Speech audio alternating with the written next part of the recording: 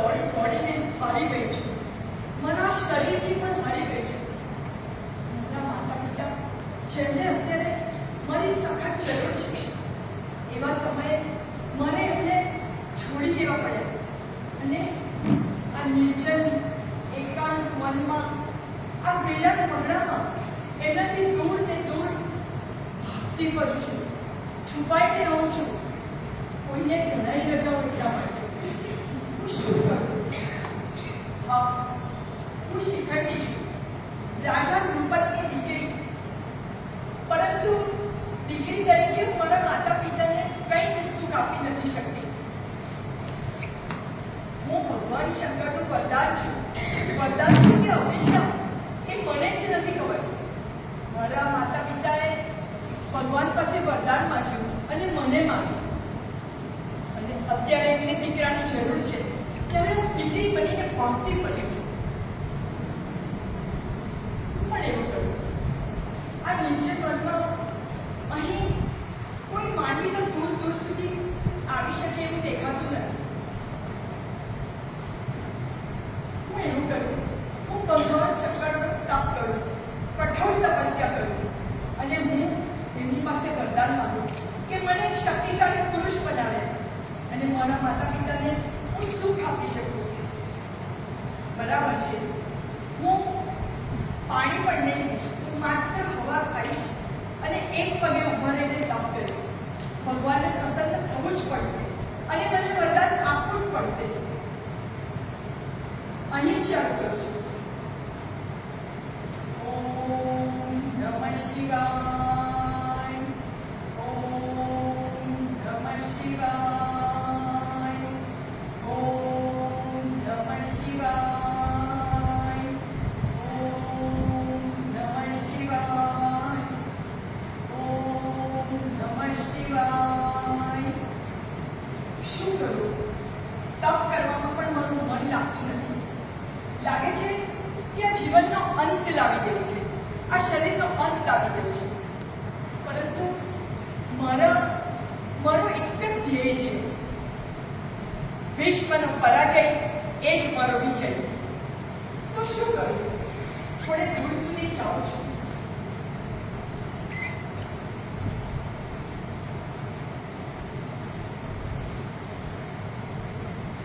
અરે, આ સુગંધ ક્યાંથી આવી રહી છે?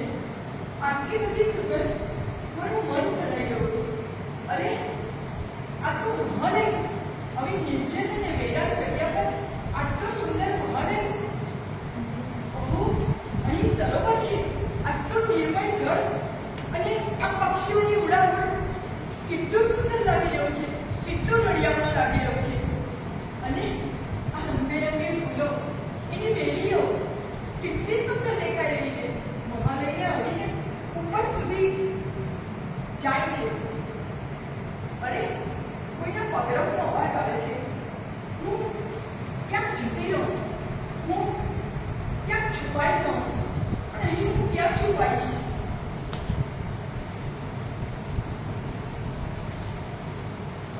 એ કન્યા, તું કોણ છે અને આટલી બધી દુર્બળ કેમ છે? સુકાઈને લાકડા જેવું થઈ ગયેલું તારું શરીર, તને શું દુઃખ છે? તારા ચહેરા પર આટલી બધી ચિંતા કેમ છે? તમે મારું દુઃખ દૂર નહીં કરી શકો. હે સુમતી, હે સંસ્કારિતા, તું મને કહે તો ખરી, હું તારું દુઃખ દૂર કરવાનો પ્રયત્ન કરીશ. હું તને દુઃખ દૂર કરવામાં મદદરૂપ થઈશ. તું મને તારું દુઃખ કહે તો ખરી. શું કહું તમે? મારું દુઃખ દૂર કરવું અશક્ય છે.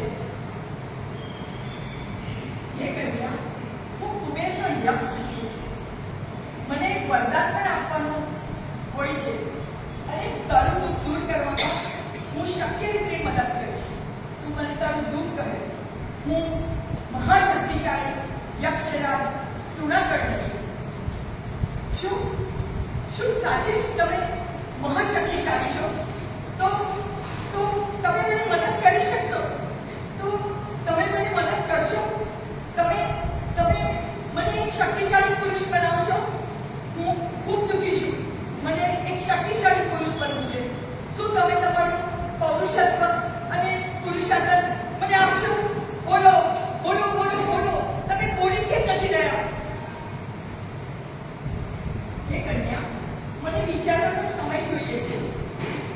વિચારવાનો સમય જ તો નથી મારી પાસે.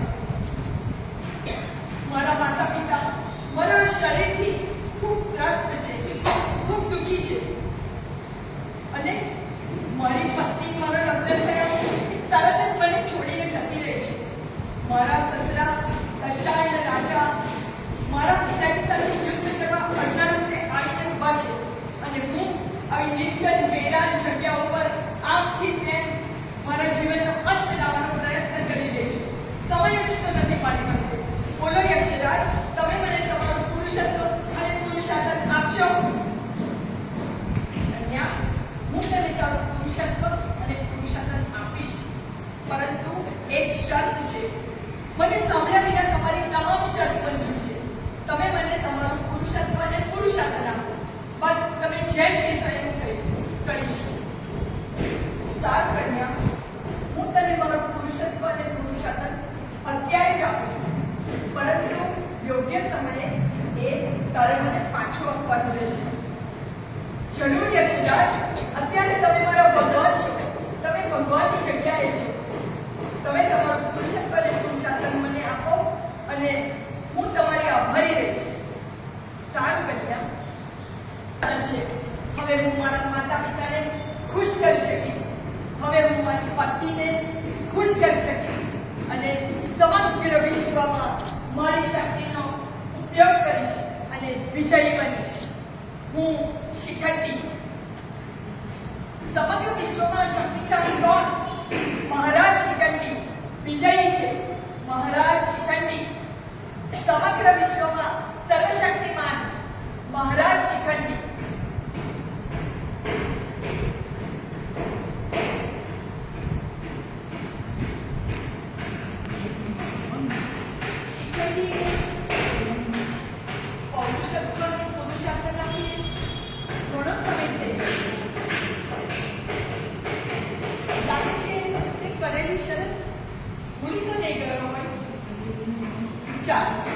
જઈને જોઉં છું.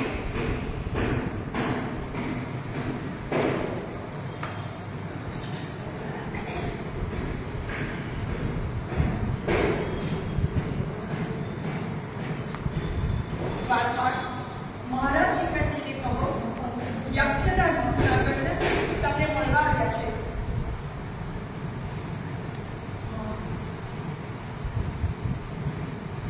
ચાલો યક્ષરાજ, મહારાજ તમને મળવા આવ્યા છે.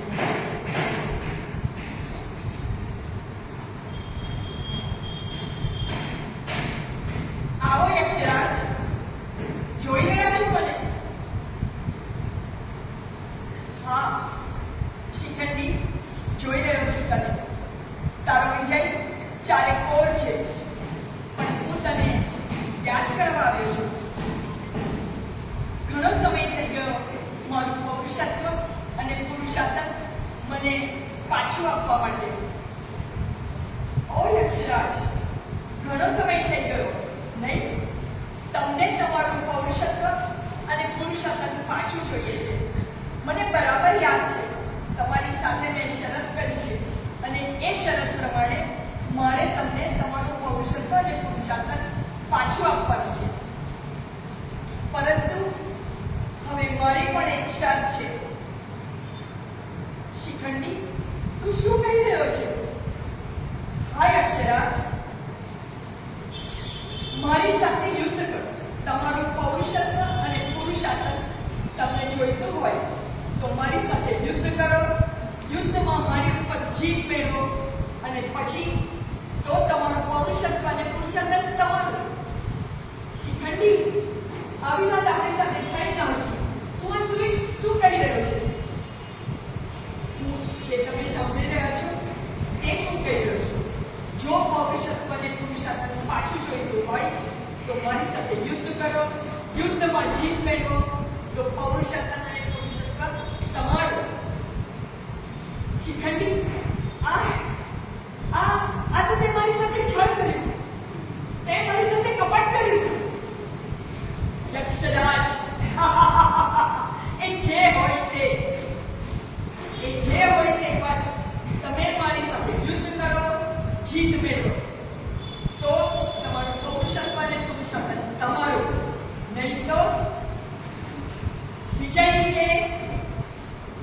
શિખા